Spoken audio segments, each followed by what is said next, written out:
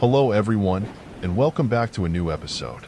I know many of you use these videos to help you sleep, so before we begin, I thought it would be fun for everyone to say hello and leave a comment letting me know where in the world you're tuning in from. Your engagement really makes this channel special. And hey, if you enjoy getting your nightly dose of thrills and chills with us, why not hit that subscribe button below? It's the best way to never miss out on the latest terrifying tales. So kick back, relax, and let's get started.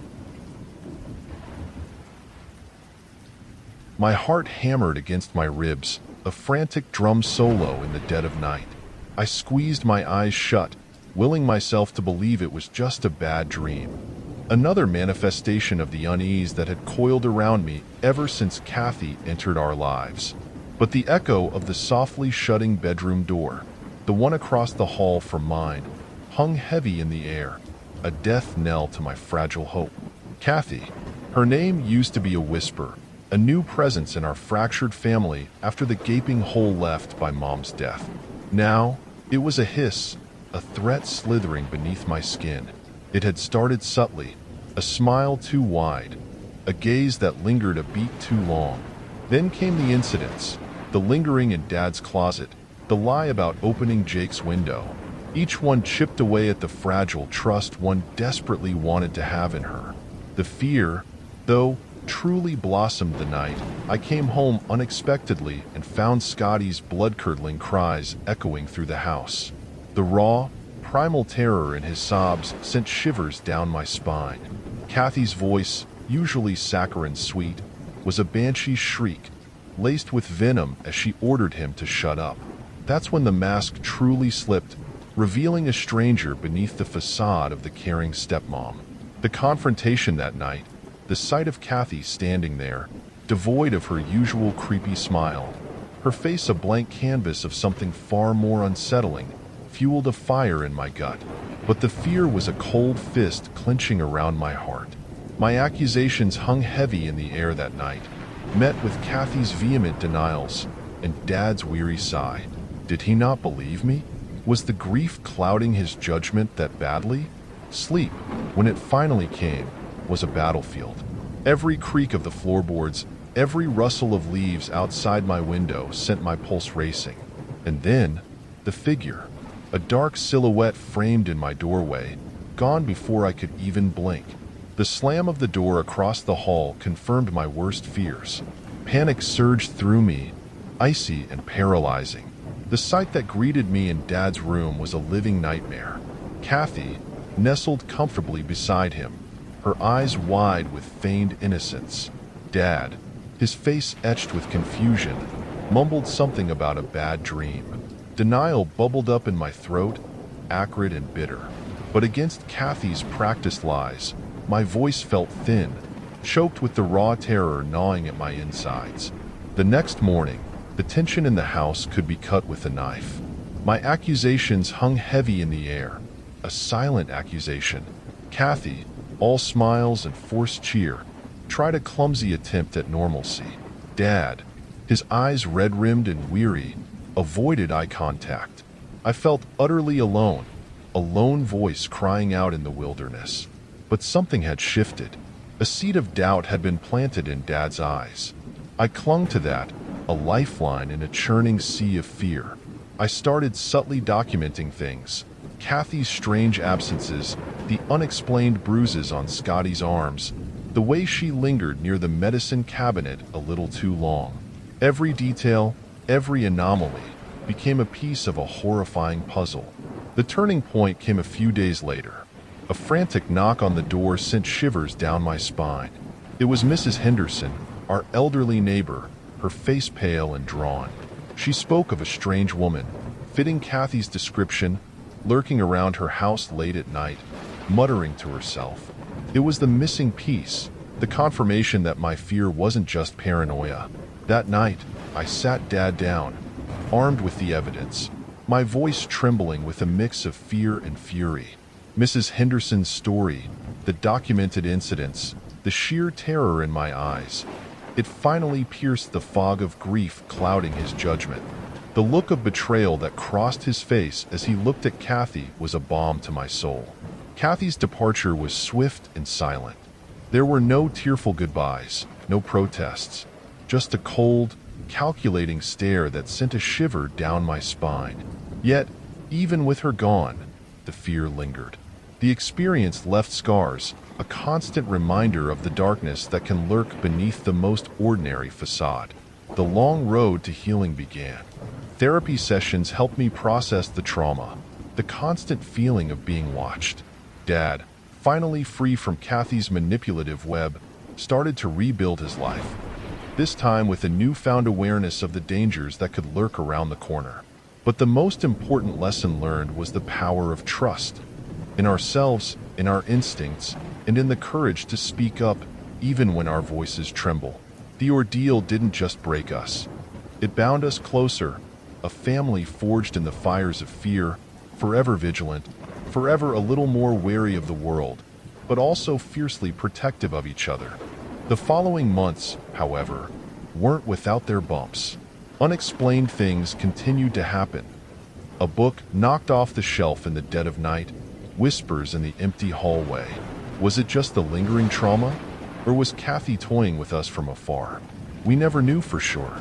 One night, a particularly unsettling incident shattered the fragile sense of normalcy. A power outage plunged the house into darkness.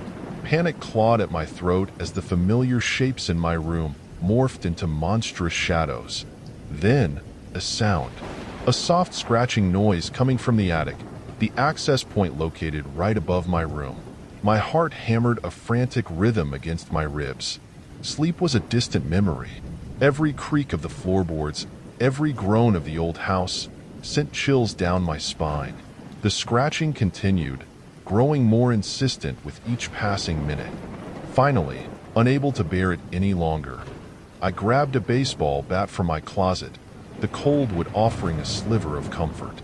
Taking a deep breath, I crept out of my room, each step heavy with dread. The faint glow of my phone's flashlight barely pierced the suffocating darkness. As I reached the attic access hatch, the scratching stopped abruptly. Silence. A thick, oppressive silence descended upon the house. Hesitantly, I reached for the latch, the rusty metal groaning in protest. With a deep breath, I flung it open. A wave of stale, dusty air washed over me. I pointed the flashlight beam into the dark abyss. Cobwebs hung like ghostly drapes, obscuring the view. Just as I was about to step closer, a soft giggle echoed from within. Blood ran cold in my veins. The giggle, high-pitched and childish, sent a wave of nausea through me. It was a sound that shouldn't have been there, a sound that defied logic. Panic threatened to consume me, but a surge of protectiveness for my brothers fueled a desperate courage. I took a shaky step forward, the floorboards groaning beneath my weight. The giggle came again, closer this time, followed by the unmistakable sound of something scuttling across the dusty floor. Terror propelled me forward. I had to find the source, had to protect my family. The air grew colder, the darkness thicker, as I navigated the maze of boxes and forgotten furniture stacked haphazardly in the attic. Then, I saw it. A pair of glowing eyes, like malevolent embers, peering at me from behind a pile of dusty trunks. My breath hitched in my throat. The creature, whatever it was, emerged slowly, its form shrouded in shadow. It was humanoid, vaguely childlike, but grotesquely contorted. Its limbs were long and spindly, its skin a sickly gray. The stench of decay filled the air, suffocating, overpowering. As it drew closer, the glowing eyes revealed a gaping maw filled with needle-like teeth. A primal scream ripped from my throat. I swung the bat wildly, connecting with a sickening thud. The creature recoiled, a high-pitched screech filling the attic. Before it could recover, I turned and fled, scrambling down the creaking ladder. The horrifying image of the creature burned into my memory. I slammed the attic hatch shut, throwing all my weight against it. Tears streamed down my face, a mixture of terror and relief. I fumbled with the lock, adrenaline coursing through my veins. "What's wrong?" Jake's voice, laced with fear, cut through the darkness. "Stay in your rooms. Don't come out." I yelled back, my voice hoarse. The house remained silent for what felt like an eternity. Finally, a shaky voice echoed from down the hall. Is it gone?" It was Dad. I fumbled for the light switch, the sudden flood of light a balm to my frayed nerves. I think so," I stammered, collapsing onto the floor, the weight of the encounter hitting me all at once. The next morning, a team of exterminators swarmed the attic, their faces grim as they removed the source of the unsettling noises. A nest of mutated rats, driven mad by years of exposure to something unnatural. Whether it was something Kathy brought with her, or something far more sinister lurking beneath the surface of our seemingly normal life, we never knew. But one thing was certain: the experience had irrevocably altered us. The house no longer felt like a safe haven. Every creak, every groan, held the echo of a past terror. We moved soon after, a fresh start in a new place, a place devoid of shadows that seemed to hold secrets. The past, however, clung to us like a stubborn weed. Nightmares plagued my sleep, filled with those horrifying eyes and the chilling sound of the creature's screech. Jake, withdrawn and silent, would start at every unexpected noise. Even Dad, usually stoic, developed a nervous habit of checking locks and peering out windows. One evening, amidst the unpacking boxes and the forced cheer of a new beginning, I stumbled upon a hidden compartment in the attic access hatch of our old house. Inside, nestled amongst cobwebs and dust, lay a small, tarnished locket. Curiosity piqued. I pried it open. A faded photograph stared back at me. A young woman, with an unsettlingly familiar wide smile, held a child in her arms. The child's eyes, however, were those same glowing embers that had haunted my nightmares. On the back, a single inscription: "Always watching." A wave of nausea washed over me. Kathy, this wasn't just some random encounter with the macabre. It was something more, something targeted, something that stretched beyond the boundaries of our small town. Panic surged through me, the feeling of being watched intensifying. I raced downstairs, the locket clutched tightly in my hand. Dad and Jake sat huddled together on the couch, the flickering light of the television casting long, distorted shadows across the room. Their faces, etched with worry, mirrored my own. "I found something," I said, my voice trembling. I showed them the locket, the photo, the inscription. As they looked at it, a chilling silence descended upon the room. Dad stared at the picture, his face pale. Recognition flickered in his eyes. That's her mother," he whispered, his voice thick with dread. The pieces clicked into place. Kathy wasn't just some random woman Dad had met. She was part of something far more sinister, a legacy of darkness that stretched back generations. We were no longer just victims. We were targets. A new kind of fear gripped me. It wasn't just the fear of the unknown anymore. It was the chilling certainty that we were being watched, that the encounter in the attic was just a taste of what was to come. But this time, we were different. Scarred, yes, but not broken. The ordeal had forged a bond between us, a fierce determination to protect each other, no matter what horrors lurked in the shadows. We wouldn't be easy prey. We looked at each other, the fear in our eyes mirrored by a burning resolve. This wasn't the end. It was the beginning of a fight for our family, for our sanity, against a darkness that threatened to consume us. We didn't know what the future held, but we knew one thing for sure: we wouldn't face it alone.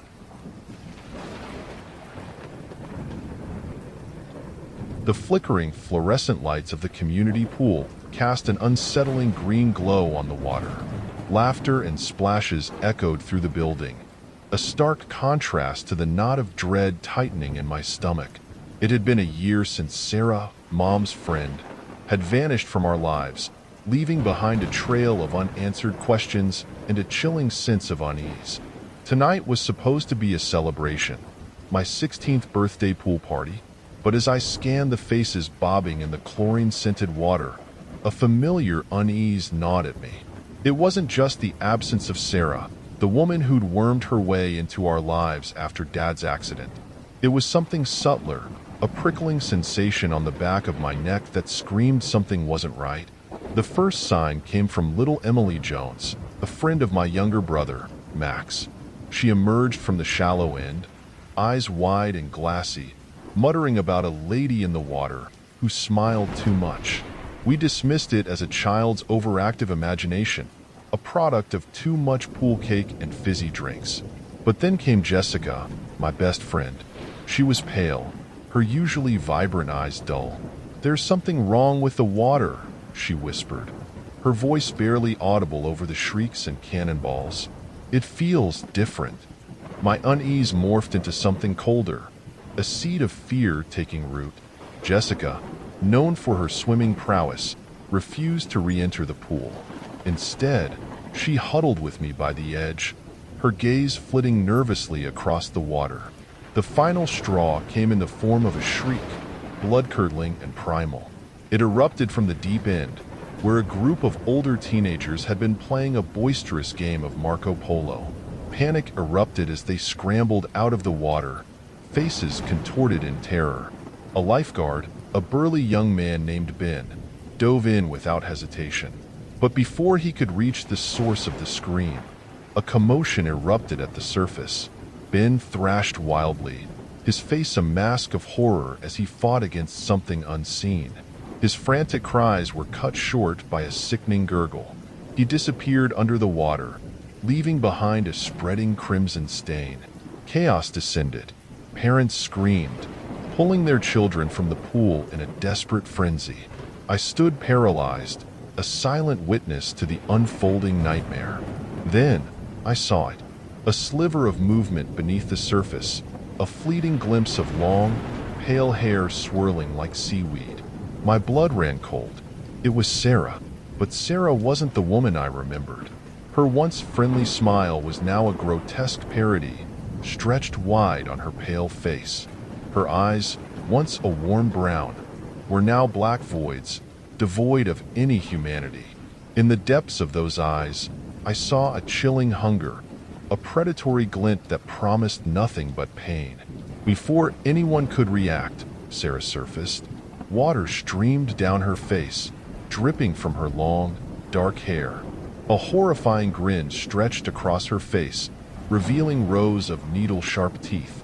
Her voice, when she spoke, was a raspy whisper that sent shivers down my spine. "Happy birthday, Emily," she croaked, her gaze locking onto the trembling Emily. In that moment, fear gave way to a fierce protectiveness. I lunged for Max, dragging him away from the poolside. Jessica, mirroring my actions, grabbed Emily, and they both followed. We sprinted towards the locker rooms, the screams of the panicked crowd a terrifying backdrop. Once inside, we huddled in a small stall, adrenaline coursing through our veins. Jessica, her voice tight with fear, relayed a horrifying story. Sarah, or whatever it was inhabiting her body now, had spoken to her earlier, a chilling whisper promising a birthday surprise. The pieces clicked into place. Sarah wasn't just some manipulative woman who'd stolen Dad's heart. She was something far worse, a malevolent entity that had used him as a means to get close to us. Now, it seemed, her true purpose was revealed. We emerged from the locker room, a shared sense of purpose hardening our resolve. We wouldn't be victims. The pool might have been Sarah's domain, but not the rest of the building. We had to warn the others, find a way to get help. As we navigated the empty hallways, the silence was broken only by the echoing drip of water. The chlorine smell, once refreshing, now hung heavy in the air, a sickly reminder of the horror unfolding outside. We found the office deserted, the phone lines cut. Panic threatened to consume me, but Jessica's hand on my shoulder grounded me. "There's got to be another way out," she whispered, her voice trembling but steady. That's when we saw the back door. It was a rickety metal door, probably leading to a maintenance area, but it offered a glimmer of hope in the suffocating darkness. We pushed against it, the rusty hinges groaning in protest. It yielded with a screech, revealing a narrow, concrete alleyway bathed in the sickly glow of a nearby street lamp. Relief washed over me, but it was short-lived.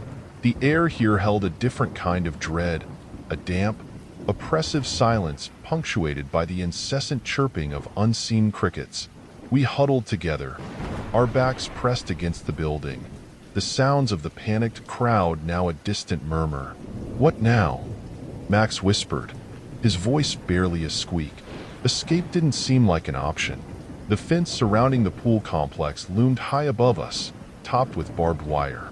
The only way out was back through the building, towards the source of the horror. "We need to find a way to warn the others," Jessica said, her voice firm despite the tremor in her hands.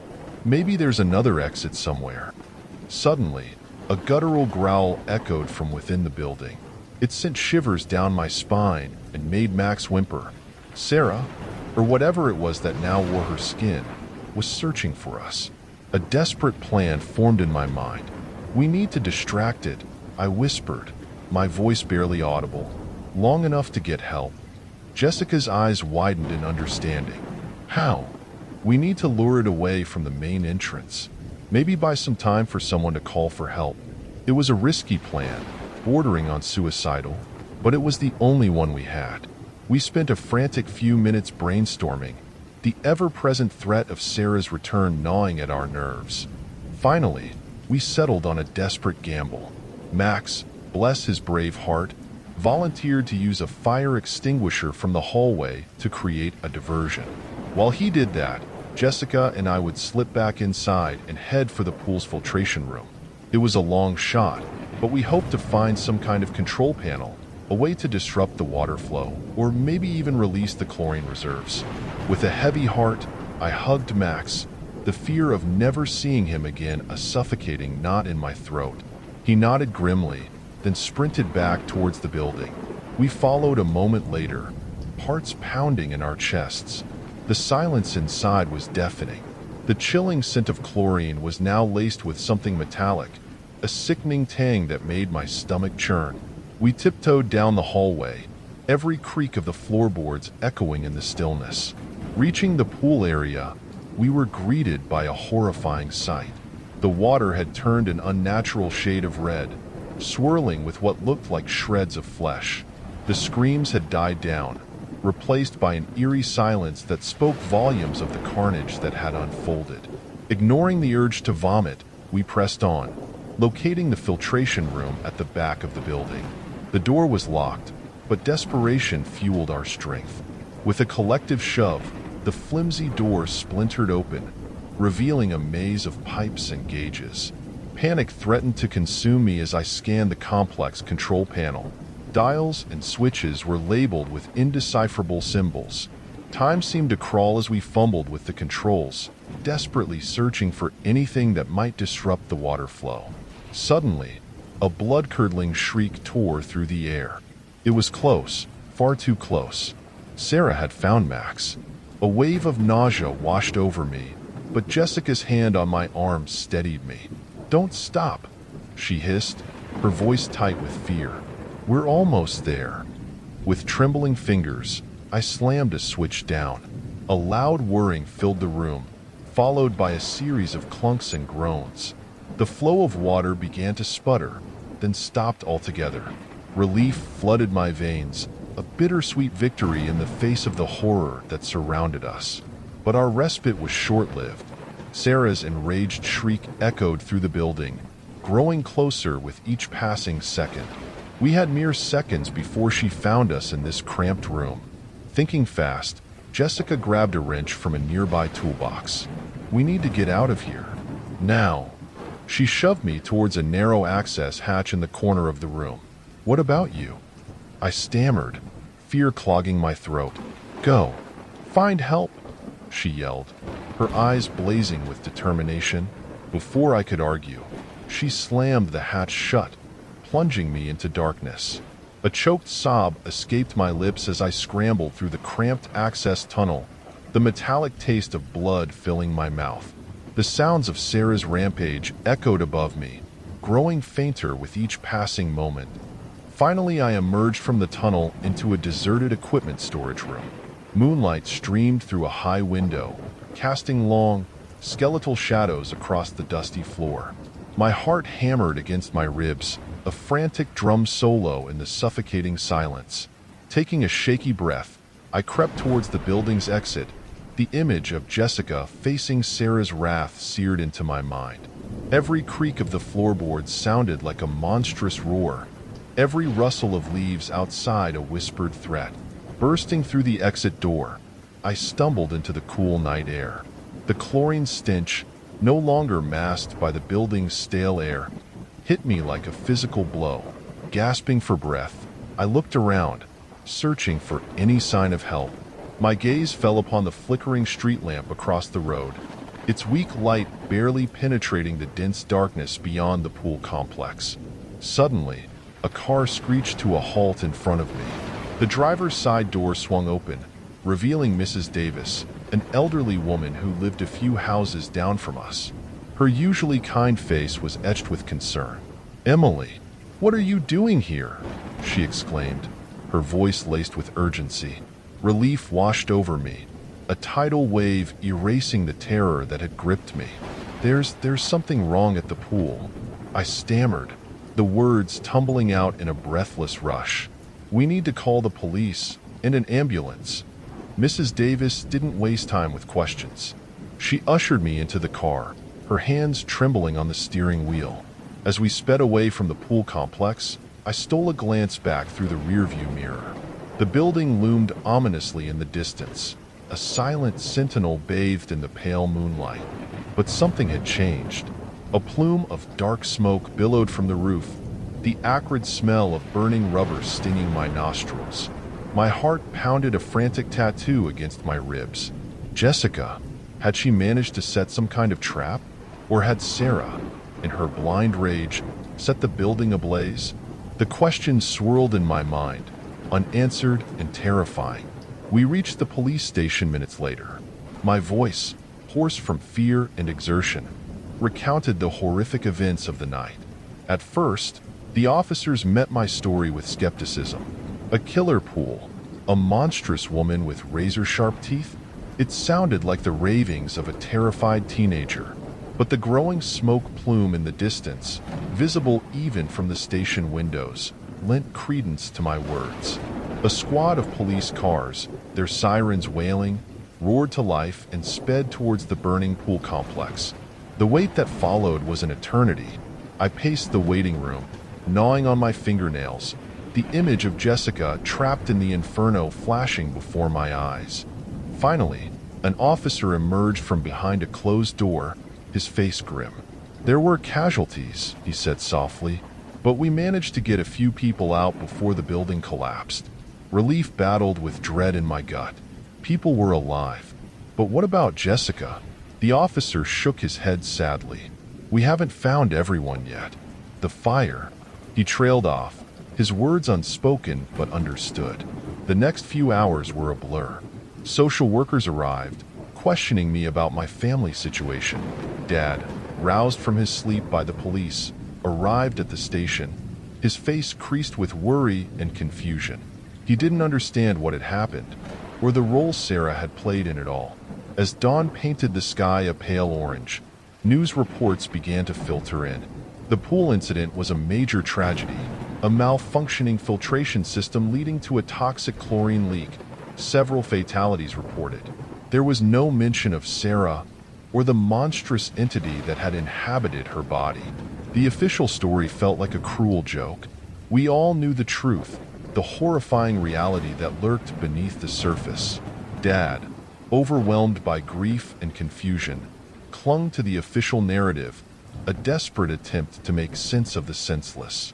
But for me, for Max, and for anyone who had witnessed the true horror that night, the memory of Sarah's chilling smile and bloodthirsty rage would forever be etched in our minds. The pool may have been destroyed, but the evil that resided within it, I feared, was far from vanquished. We left the police station that morning, a fractured family bound by a terrifying secret. The future stretched before us, uncertain and shadowed. But one thing was certain: we would never be the same. The night of the killer pool had irrevocably altered our lives, leaving behind a legacy of fear and a chilling reminder that sometimes the monsters were the faces of those we know. The crisp autumn air sent shivers down my spine as I clutched the worn leather satchel closer. Its weight, a comforting familiarity despite the unnerving contents, was a constant reminder of the life I'd left behind. Arriving at Blackwood Academy, a sprawling Gothic mansion perched atop a windswept cliff, felt like stepping into a scene from a macabre novel. Blackwood wasn't your average boarding school. It catered to exceptional children, those with talents deemed unusual, even unsettling, by mainstream society. My exceptional talent was the ability to see things most couldn't. Wispy tendrils of emotions that clung to people, translucent whispers that echoed through empty rooms.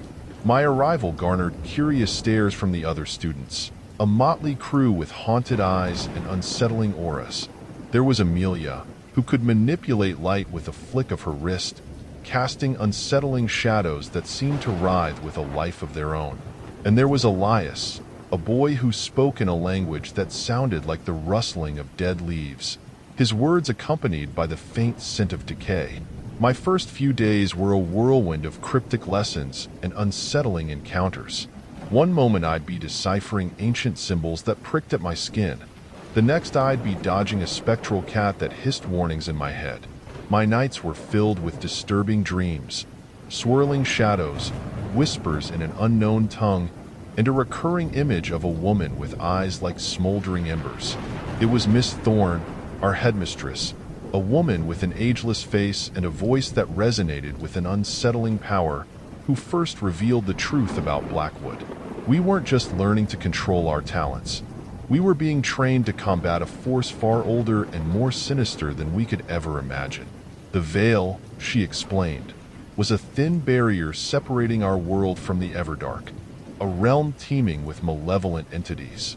Our ancestors, gifted with the same abilities we possessed, had erected the veil to protect humanity. Now, it was weakening, and whispers from the Everdark were growing louder.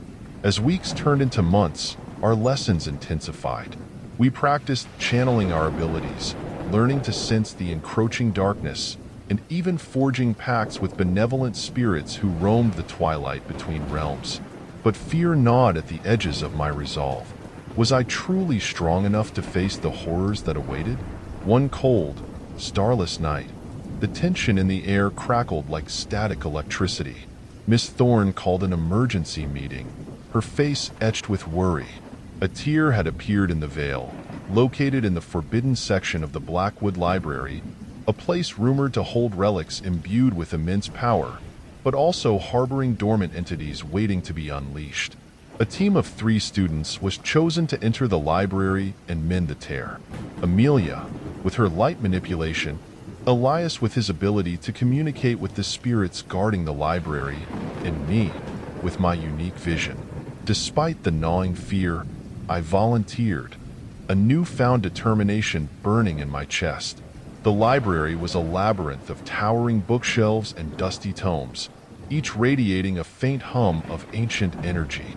The air hung heavy with the scent of aged paper and a cloying sweetness that sent shivers down my spine. We followed Elias' guidance, his whispers leading us through the labyrinthine corridors. As we reached the restricted section, the whispers in my head reached a deafening roar.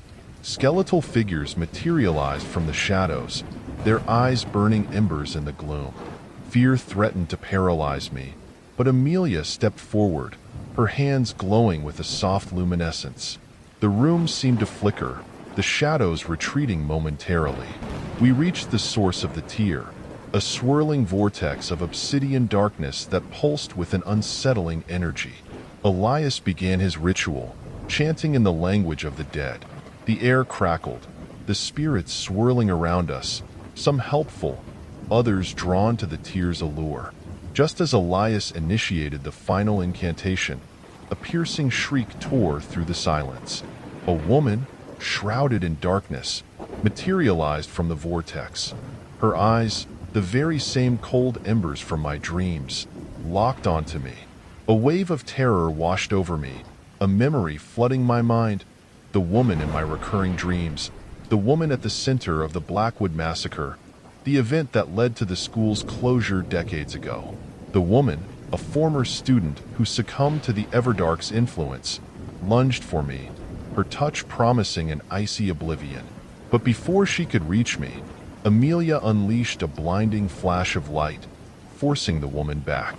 The vortex pulsed, threatening to consume us whole. Thinking fast, I ripped open the satchel, revealing a vial filled with a shimmering liquid essence distilled from moonlight, a potent weapon against the Everdark's creatures. With a desperate throw, I hurled the vial at the woman. It shattered upon contact, drenching her in the ethereal light. A shriek of unimaginable pain ripped from her throat as she writhed and contorted, her form dissolving into wisps of dark smoke that were sucked back into the vortex. With a final surge of power from Elias's chant, the tears snapped shut, leaving behind only a faint scar in the air. We stumbled back, drained and exhilarated in equal measure. The library plunged back into darkness, the only sound our ragged breaths and the distant echo of the woman's fading scream. We emerged from the library shaken but victorious. Miss Thorne, relief etched on her face, praised our courage. The near disaster served as a stark reminder of the looming threat, but it also solidified our resolve. We were not just students. We were the first line of defense against a darkness that hungered to consume our world. The following days were filled with hushed whispers and nervous glances. The incident in the library had shaken the students, but it had also forged a bond between us. We had faced the Everdark and survived, a shared experience that transcended our individual anxieties. One evening, while exploring the hidden nooks of the mansion, I stumbled upon a dusty portrait tucked away in a forgotten corner. It depicted a young woman with familiar eyes, the woman from my dreams, the one who had just tried to attack us. But this time, she wasn't shrouded in darkness. She wore a bright smile, her eyes sparkling with a warmth I hadn't seen before. A cold dread settled in my stomach. The woman in the portrait wasn't always a creature of the Everdark. Something, or someone, had corrupted her, twisted her into the monster I had encountered. A question gnawed at me. Could the same fate befall any of us, even with the best intentions? Sleep that night was elusive. The image of the woman in the portrait, a chilling reminder of the potential for darkness within us all, haunted my dreams. The next morning, I sought out Miss Thorne, the portrait tucked beneath my arm. Miss Thorne's gaze fell upon the portrait, her face unreadable for a moment. Then, a flicker of sadness crossed her features. "Ah, Evelyn," she murmured, a hint of nostalgia in her voice. She explained Evelyn's story, a talented student who excelled in dream manipulation, a power that eventually consumed her. Evelyn, seeking to rewrite a personal tragedy, had delved too deep into the Everdark, its insidious touch warping her into a creature of nightmares. "The Everdark is a seductive power," Miss Thorne warned, her voice grave. "It promises to fulfill your deepest desires, but at a terrible cost. We must be vigilant, not just against external threats, but also against the darkness that can lurk within ourselves." Her words stayed with me, a constant reminder of the delicate balance we walked. We were wielding immense power, a power that could be used for good or twisted by malevolent forces. The responsibility we carried was heavy, but the knowledge that we were humanity's shield against the encroaching darkness fueled our determination. Blackwood Academy wasn't just a school. It was a sanctuary, a training ground for warriors against the unseen. We were the weirdos, the outcasts, but within us resided a spark, a potential for greatness that could safeguard the world from the horrors that lurked beyond the veil. The future was uncertain, the path fraught with danger, but as I looked at my fellow students, their eyes resolute despite the fear that lingered, I knew we wouldn't face it alone. We were a band of exceptional misfits, and together, We were the guardians against the encroaching darkness.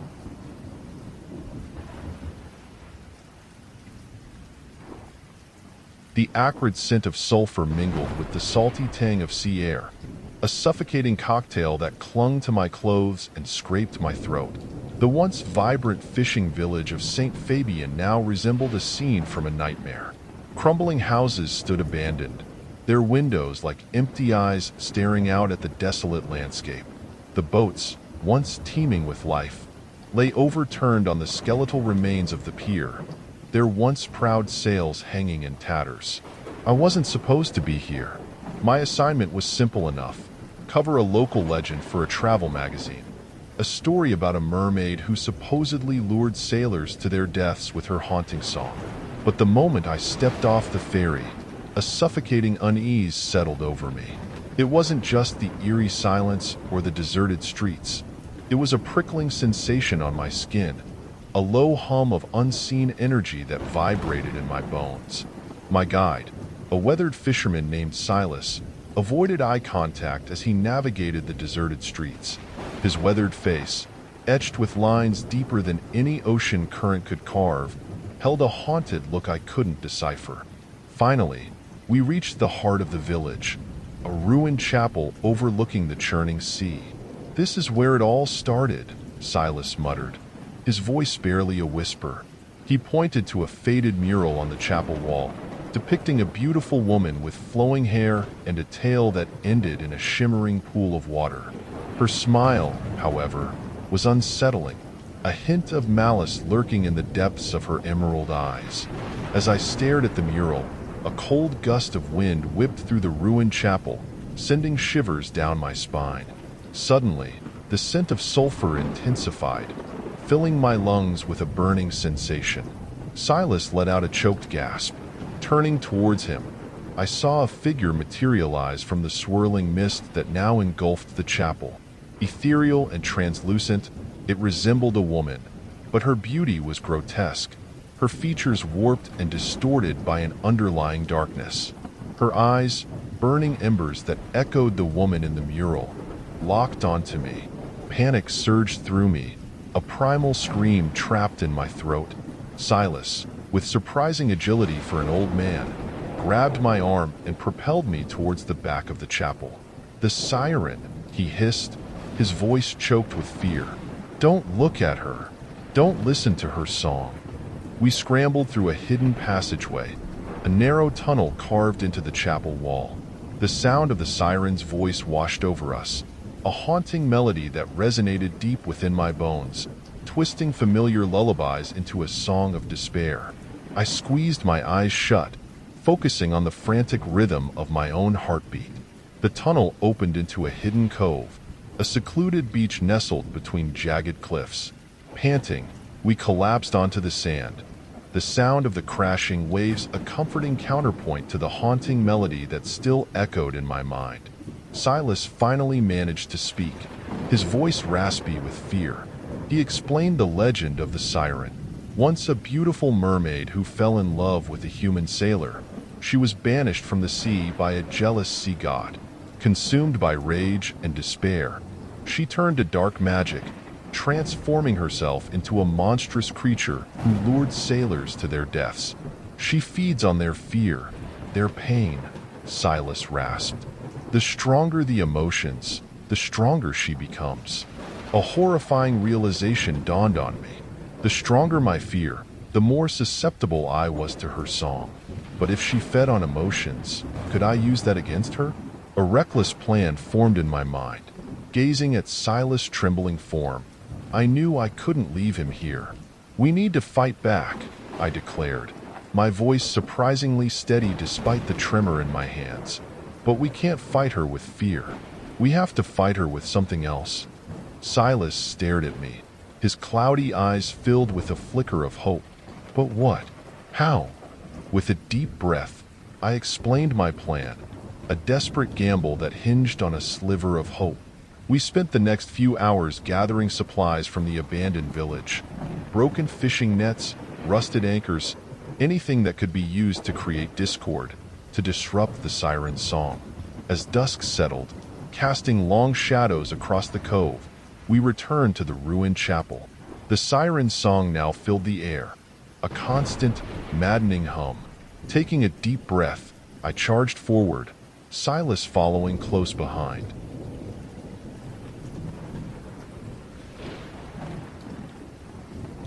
We burst through the crumbling doorway, the sight that greeted us sending a jolt of terror through me. The siren, now a towering monstrosity of swirling mist and churning water, hovered in the center of the chapel. The sailors she had lured to their deaths lay scattered around her, their lifeless eyes reflecting a horrific end. Her mournful song intensified, an icy tendril reaching into my mind, threatening to unravel my resolve. But I held fast, memories of Silas' stoic courage and the faces of countless readers who would devour my story, fueling my determination. Silas threw down the anchor, the rusted metal clanging against the stone floor, a jarring discord in the siren's symphony. The sound seemed to momentarily break her focus, a flicker of surprise crossing her spectral features. I seized my moment. With a wild cry, I flung the tattered fishing nets at the swirling mist. They entangled with a sickening thud, disrupting the flow of energy that sustained the siren's form. Her enraged shriek echoed through the chapel, a sound that shook the very foundation of the building. Silas, his face contorted in fear and determination, grabbed a pitchfork and plunged it into the churning water at the base of the siren's form. A sizzling sound filled the air, a sickly sweet scent of burning flesh assaulting my nostrils. The creature writhed in agony, the melody of her song fracturing into discordant wails. The battle raged on, a desperate dance between human ingenuity and supernatural power. Finally, with a deafening roar that seemed to tear the chapel apart, the siren dissolved into a swirling vortex of dark energy. The vortex pulsed for a moment, a malevolent eye staring into our souls, before collapsing in upon itself with a final, earth-shattering boom. Silence descended, heavy and oppressive. We stood amidst the wreckage, the ruined chapel a testament to the ferocious battle that had just taken place. Slowly, the sound of the waves returned, a lullaby that washed away the lingering tendrils of fear. The ordeal had taken its toll.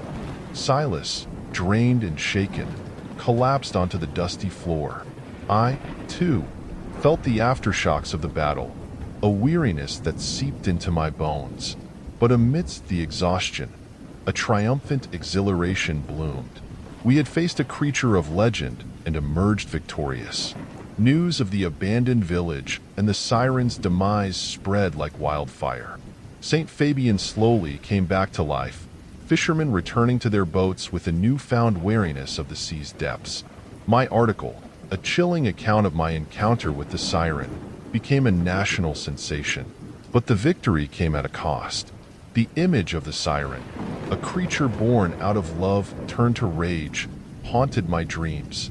It served as a stark reminder of the darkness that lurked beneath the surface, not just in the ocean depths, but within the human heart. Leaving St. Fabian behind, I carried a newfound understanding of the world and the unseen forces that shaped it. My journey, initially meant to be a whimsical exploration of a local legend, had become a battle for survival. But it had also revealed a strength within myself, a courage I never knew I possessed. The world held more than just breathtaking landscapes and captivating stories. It held shadows that needed to be faced and perhaps even conquered. It was a responsibility I now understood, a role I was determined to fulfill, one chilling adventure at a time.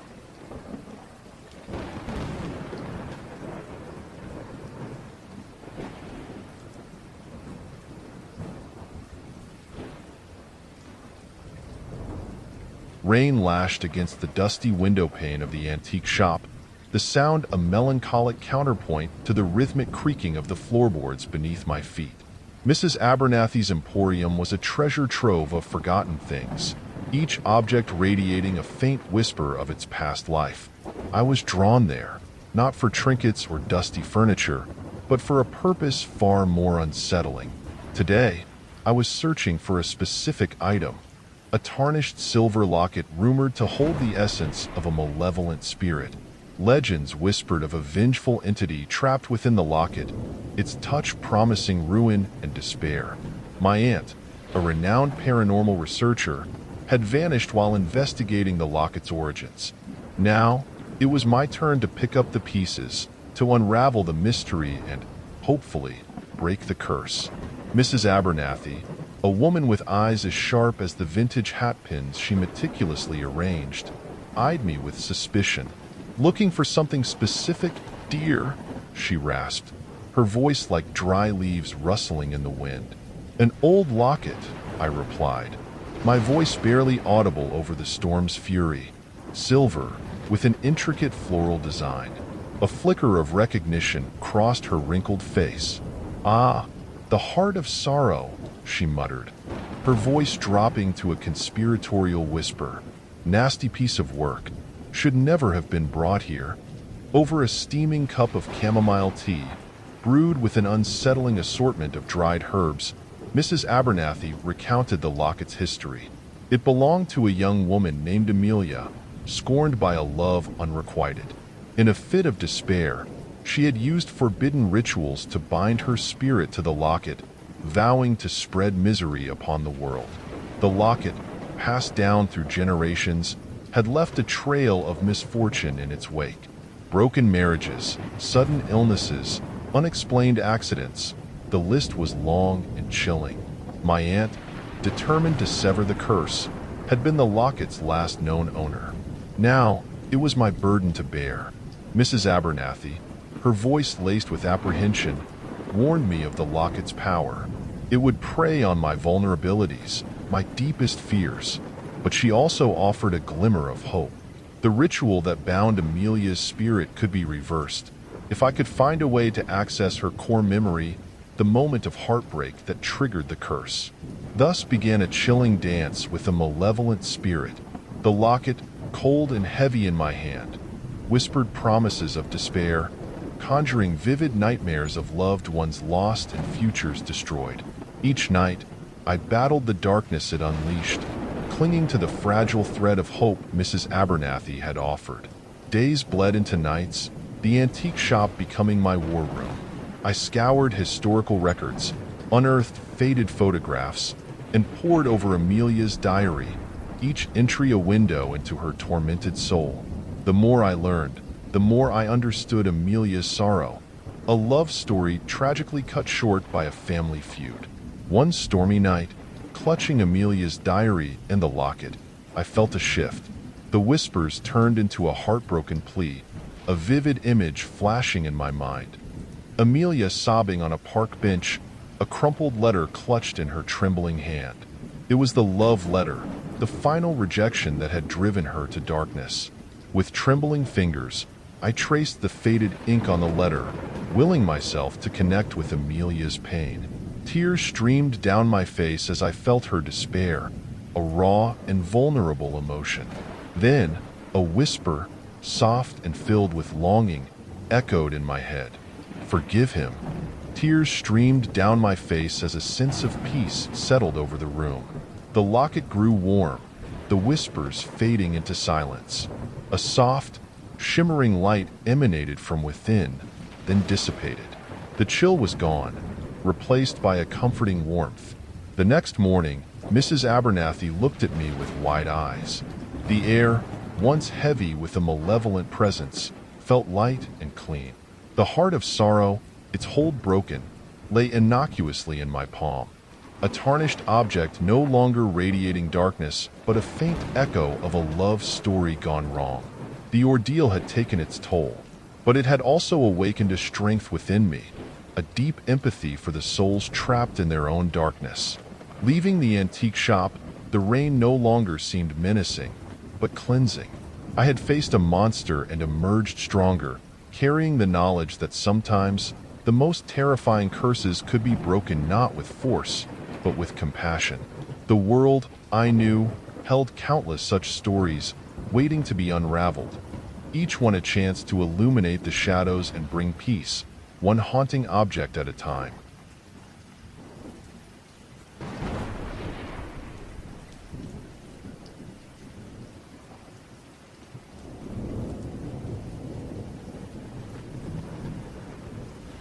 The train rattled like an old man's cough, spewing plumes of coal smoke that obscured the desolate landscape beyond the grimy window. I clutched the worn leather satchel in my lap, its contents humming with a faint, unsettling energy. Whispers, like dry leaves rustling in the wind, danced at the edge of my hearing, a constant reminder of the reason for my journey.